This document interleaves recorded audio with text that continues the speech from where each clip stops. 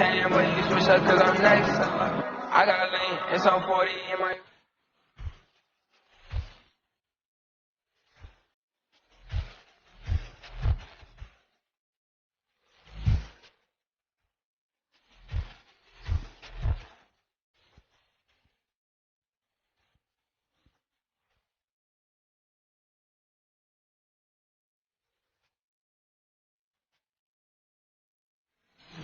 What's going on, guys? It's your girl Lucia back here with another video, and today, as you can tell by the title or the screen that I created, I am going to be doing a story time on the first time that I can remember that I got lost. This story is dysfunctional and a little bit like, yeah, it's just dysfunctional. I was stupid. If you are new here, don't forget to like, comment, and subscribe. Join the L Squared Squad. Welcome to the family.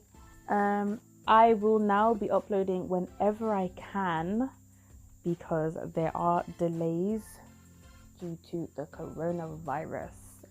But anyway, let's get straight into the video.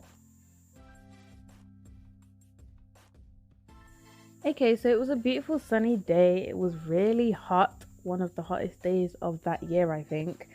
Me and my mum were waiting for my sister and the family to come down from Nottingham, and when she got here, everybody like said hi and hello or whatever, you know, good, like how it be and stuff.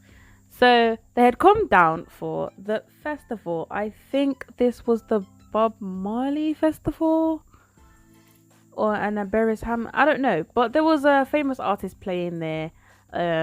They get at least a few famous artists from the Jamaican culture to play at the festival every year during the summer. It did not happen this year due to coronavirus, so I hope everyone is staying safe out there. So yeah, back to the story. My mom had to make the festivals this year because my parents are split up. My father's amazing festivals could not be with us in this beautiful moment. Quite a sad time, to be fair. But yeah, so once we got down, we had packed food. Every year we will pack a big bag of food and drinks and blankets and like fans, everything you need on a hot day to go and sit on the park with your family. Money to buy ice cream, because think about it, even though you bring your own food and your own drinks, trust me, the kids are gonna want to buy ice cream, they're gonna want to go on the rides, and they're gonna want to, like, you know, run up and down with their friends and like buy bags of sweets or friendship bracelets. You know how it goes when you go to the theme parks. So this was I think it was a weekend this happened, and I was about 14 or 15 years old, so I was old enough to know what I'm doing. Keep in mind, I've been living here my whole life, right? And there was two cars, my mother's car and my sister's car. Now my sister has 5 kids. I think she had 5 kids still at the time, and she's just had her last born baby, who is my youngest nephew, Selassie. He has just turned 1 a couple of months ago, so that's great. Yeah, so by then the car was full, and I wanted to travel with my sister because why wouldn't I?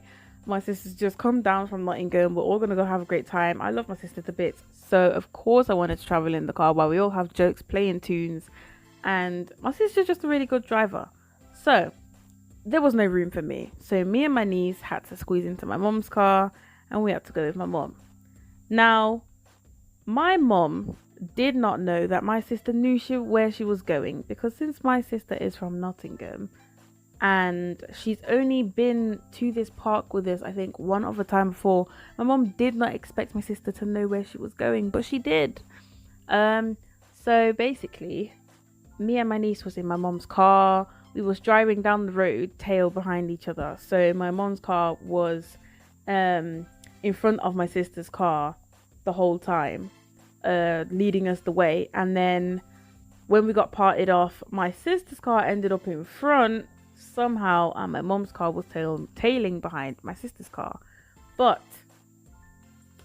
there was cars in between us at this point, So there was heavy traffic because everyone was going to the festival, everyone was getting their bits and bobs, everyone was like traveling, families were coming over. It's a great time of the year where everyone comes to embrace the Jamaican culture. I think it was the Bob Marley festival. I think it was Bob Marley, or was it Bob Marley? I don't know. But yeah, it was a reggae festival on the park basically.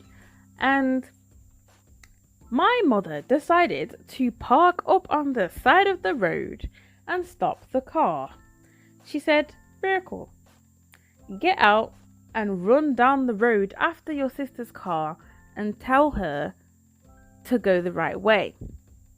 Keep in mind, my sister was going the right way, but she wanted me to hop out the car, to get into my sister's car that had no room, to get into my sister's car, to tell her which way to go. So, me being excited because I get to go and ride with my sister, I hopped out the car like a bloody mosquito, ran down the road, running. Oh my God, I was out of breath. I did not have the energy. And the car's gone. The car's gone. I'm pretty sure my phone was dying or had left my phone in my mum's car. And I'm thinking, shit. Well, my mum said to just wait here. She told me just wait for your sister. She'll turn back around, because now my sister was already ahead of us and gone, and my mother had pulled up the car and waited, thinking that my sister was going to turn back and come and get us, or like turn back and then, you know, or something. That didn't happen. I was now stuck on Soho Road, one of the busiest roads in my area, and it was jam-packed. It was boiling.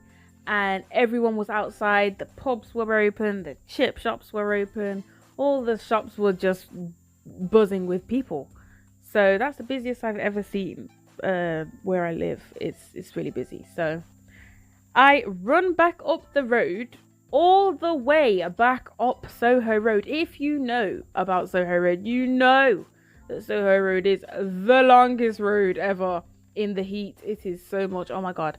So I've run back up the road. My mother's car is gone. My mother's car is gone. I am looking for it. I cannot find my mum's car. And then eventually I do find my mum's car. She like reverses from some little back street and tells me that my sister called and said that she's coming on her way back up. So my mum then sends me to run all the way back down the road in the heat to find my sister's car. I'm waiting. She still wasn't there. She didn't come. So I've now run back up the road to find my mum's car. My mum's car was gone this time. My mother's car was gone. They had abandoned me on the side of the street in the boiling heat with no drink, no food, no phone, no water, no keys, no nothing. To die. I was left to dead on the side of the road, okay? I started panicking over the space of a couple of minutes. I was there for at least over an hour. I thought I was going to die, okay? I sat on the side of the street, rocking back and forth, thinking, I'm going to die. My family's forgotten me. I don't know how to get to the park. Like, what do I do? If I go down the road, my sister might come up this way. If I stay here, she might not find me because she doesn't know these ends very well. So what do I do? Like, what do I do? I'm actually stuck. I started to cry. I started to get upset. I started to walk up and down the back roads. I've never walked up and down the back roads of my own ends before. I take the big roads, the main roads, or I catch the bus. I normally know where I'm going. This time it was complete opposite. Okay, I was walking up and down the back roads. I was asking people. People were telling me different directions. The streets were like abandoned in the back streets and they were dark. Keep in mind, it was a bright sunny day. So how in the hell the back streets were dark? I have no idea. I'm pretty sure it was just paranoia getting to me. But I'm walking up and down and I've ended up back where I began, at the side of a street near a car garage where they like fix cars, what they're called, garages and stuff, right? Sitting on the side of the street and people are walking past me and they can see that I'm upset and I'm crying, and not one person stopped to ask if I was okay. I started to get upset. I started to reminisce the fact that literally just the day before this whole event happened, my mother told me, whenever you get lost and we cannot find you, do not move from where we last saw you. Do not move. Because if you move, how it's going to make it difficult for us to find you. And I'm pretty sure I was sat on that side of the pavement for at least 2 hours. The festival was just flowing by. I'm like, oh my God, I'm missing the festival. I'm going to cry. What am I going to do? And then I was looking across the road because normally there is somebody that recognizes me on Soho Road by outside of the pubs because my father seems to know everybody, okay? I have not walked down that main road once without somebody going, you are Paul Data. Yes, I am Paul Data, but me no know you. So now I am all alone. I don't know where to go. I don't know what to do. I have no phone. I have no keys to go home so she can find me. I have no food. My belly's dropping out. My mom told me not to eat that day because we had so much food in the bag that she didn't want any of it to go to waste. So I'm on the side of the street bawling my eyes out at the big age of 14 years old. Yes, I was 14. Do not come for me. Okay. I was breaking down. Okay. Time was moving slower than a snail's batty crease. Okay. Never in my life have I ever experienced such a boring, tiring, sad, depressing, infiltrating, whatever all these big words mean, time space in my life. I don't know what I'm talking about anymore, but it was very, very, very exaggerating, and that's exactly how I felt on the day. So I'm sitting there and I'm wondering, and I'm looking at the Asian man fixing the cars, and I'm like, are you not gonna help me, sir? Are you just gonna sit there and watch a young child on the side of the street? I could get kidnapped. I could get, oh, you want a lollipop? Shove me in the back of your van and you'll never see my face again. I could die today, sir. And you are sitting there wiping down a car and you haven't opened your mouth once. I'm pretty sure I was sat in front of your face for at least an hour. And nobody decided to give a flying fanny. Okay, so I was just like, okay, great, fantastic. What am I going to do now? I said, you know what, Miracle? Stop being a big baby. Stop crying. So I wiped my face. And I heard, "Quack, quack." I said, huh? "Quack, quack." Miracle! What the beep? What up? Where are you? What? I said, I ran to the car. I said, Mommy! I said, Mommy, you left me and the thing that went down the road and I'm dying and then nobody was helping me. And my mum just cussing me out. She's like, Miracle, you're a big girl. You know where to go. The only good thing is that you listened to my advice and you stayed put from where we could last find you. But I did get cussed out because I knew where the park was.